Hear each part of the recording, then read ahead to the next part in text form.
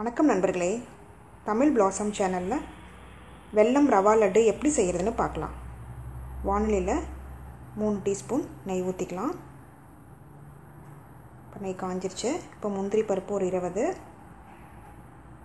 திராட்சை ஒரு 20 சேர்த்து நல்லா வறுத்துக்கலாம்.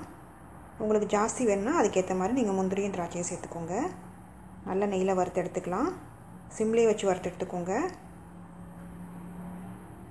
திராட்சை நல்லா வறுபட்டுருச்சு. இப்போ திராட்சை தனியாக எடுத்துடலாம்.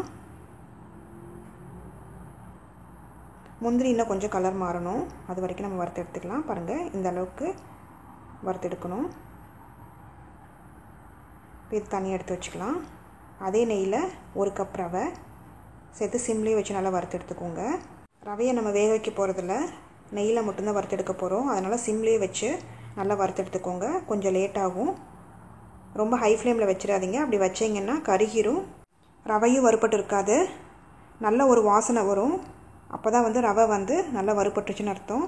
ஏலக்காய் தூள் 1 டீஸ்பூன் இறக்கிறதுக்கு முன்னாடி நம்ம போட்டுக்கலாம்.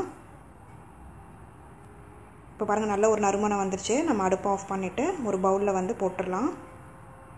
இன்னொரு கடாயில் 3/4 கப் வெல்லம், 1/4 கப் தண்ணி சேர்த்து வெல்லத்தை கரைச்சி எடுத்துக்கலாம். வெல்லத்தில் குப்பை இருந்ததுன்னா நீங்கள் வடிகட்டி எடுத்துக்கோங்க. வெல்லம் கரைஞ்சா போதும், பதம்லாம் பார்க்கணும் அவசியம் இல்லை. 3/4 கப் வெல்லத்துக்கு பதில் 1 கப் வெல்லம் கூட நீங்கள் சேர்த்துக்கலாம், சுவை ஜாஸ்தி வேணும் அப்படின்னா. இப்போ பாருங்கள், இந்த அளவுக்கு இருந்தால் போதும். நம்ம அடுப்பு ஆஃப் பண்ணிடலாம். இப்போ வறுத்த ரவை இதில் போட்டுடலாம்.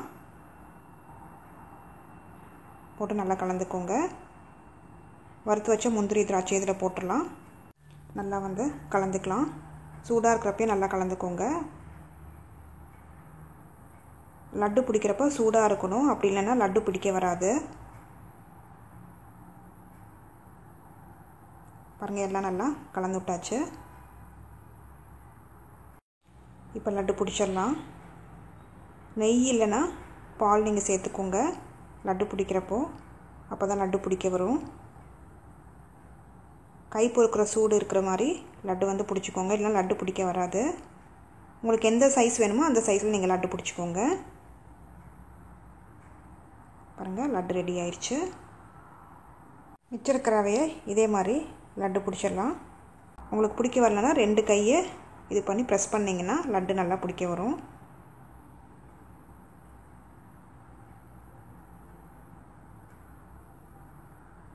இந்த மாதிரி மிச்சம் இருக்கிற லட்டு எல்லாத்தையும் நம்ம பிடிச்சி எடுத்துடலாம். சுவையான வெல்லம் லட்டு ரெடி ஆயிடுச்சு. இந்த ரெசிபியை செஞ்சு பார்த்துட்டு உங்களோட கமெண்ட்ஸ் என்னன்னு சொல்லுங்கள். பிடிச்சிருந்தால் லைக் பண்ணுங்கள், ஷேர் பண்ணுங்கள், சப்ஸ்கிரைப் பண்ணுங்கள்.